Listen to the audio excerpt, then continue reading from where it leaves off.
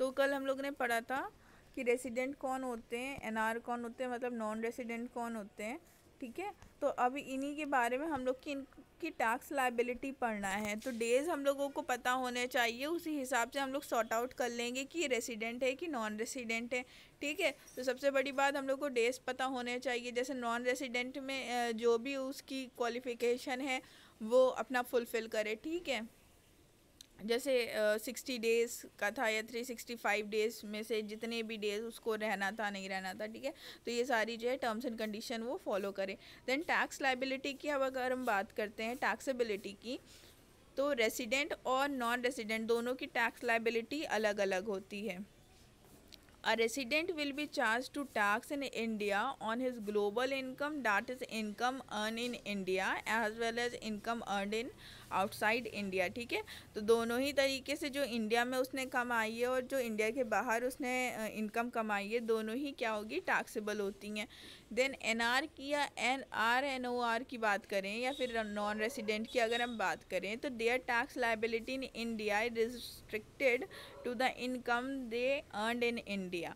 तो उनकी वही इनकम जो है कि क्या कहते हैं, टैक्सेबल होगी जो उन्होंने इंडिया में कमाई है, ठीक है। दे नीड नॉट टू पे any tax in India on their foreign income. India में उनको अपनी फॉरेन इनकम कमाई हुई कोई उसके ऊपर कोई भी टैक्स नहीं देना पड़ेगा, ठीक है।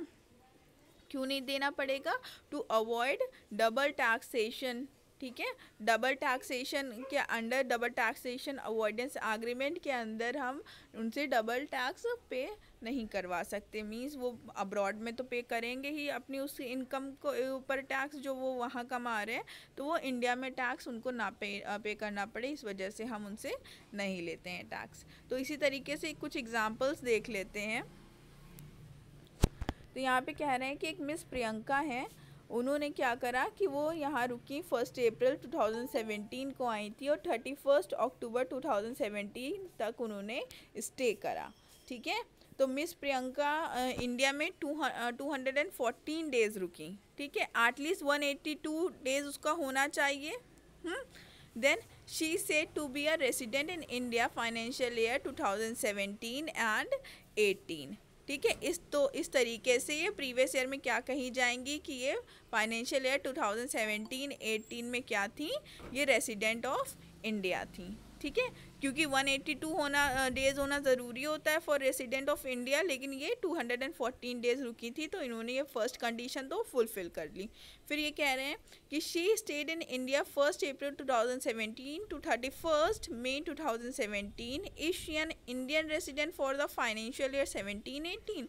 तो अब क्या ये रेसिडेंट होंगी 17-18 के लिए, ठीक है। तो 1 अप्रैल को आई थी और 31 मई 2017 तक रुकी। तो अब इसमें क्या कह रहे हैं कि मिस प्रियंका जो है वो इंडिया में 61 डेज़ रुकी, ठीक है। एटलीस्ट कितने दिन रुकना होता है, 60 डेज़ रुकना होता है, तो ये 61 डेज़ रुक गई। She is not said to be resident of India